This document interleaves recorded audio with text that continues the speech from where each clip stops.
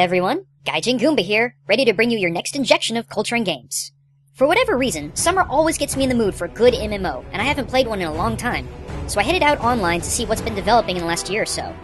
But while I was digging, I discovered that the first ever iOS-developed MMO was released called Order and Chaos Online.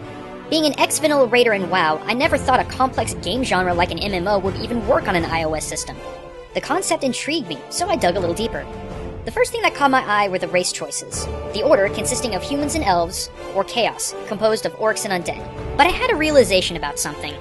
This game is called Order and Chaos Online. The pantheon of this game involves a god of order and a god of chaos. And all the races fall under the concepts of order and chaos. I had to ask myself out loud, why are elves always good and lawful while orcs are always chaotic and evil? I mean, to the point of cookie-cutter status.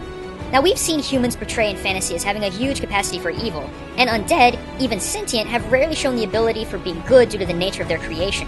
But elves and orcs seem to fall into their respective categories just because. So you know what? Screw it. I'm going to figure out where culturally and historically these two races develop their traits from and see if their long-standing stereotypes hold any water. The first place many people have pointed me to while trying to discover the origins of these two races has been the work of J.R.R. Tolkien, and I can kind of understand why.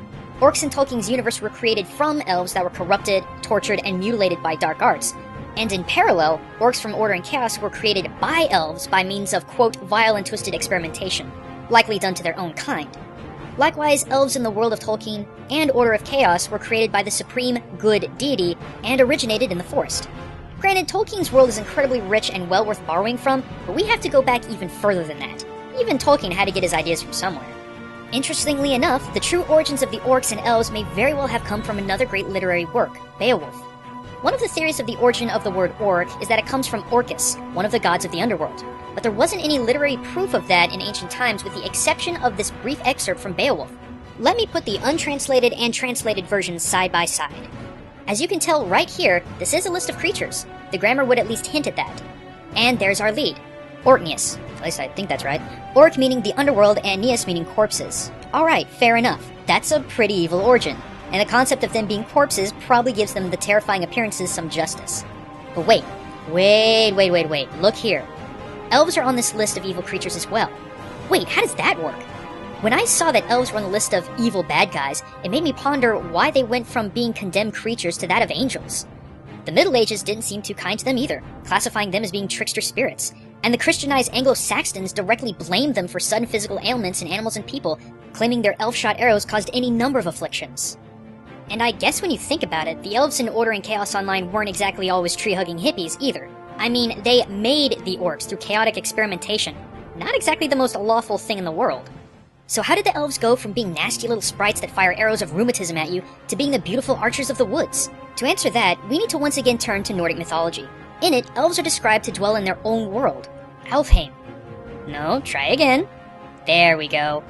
It was one of the 9 existing worlds translated as Elfhome, where the light elves live in the surface and the dark elves live underground.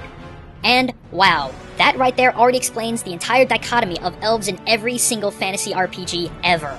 Light elves are always seen as stunningly beautiful, angelic, and even otherworldly, obviously acting as the influence for our modern interpretation of the elves being fair and otherworldly as well. Alternatively, dark elves are seen as being dark, dim, and dingy. In a way, this may explain why orcs are so closely related to elves in fantasy. They may just be interpreted dark elves. After all, if you spent generations underground in the dark, I'd be surprised if you didn't look like this. And even still, this could explain the link between the elves and the orcs in Order and Chaos Online.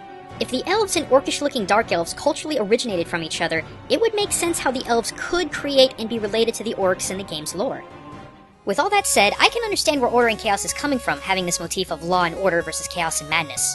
For as much as I'm a fan of finding new interpretations for old fantasy concepts, I admit, the history of culture behind the two races is vast and deep, stretching back to ancient times even before recorded history.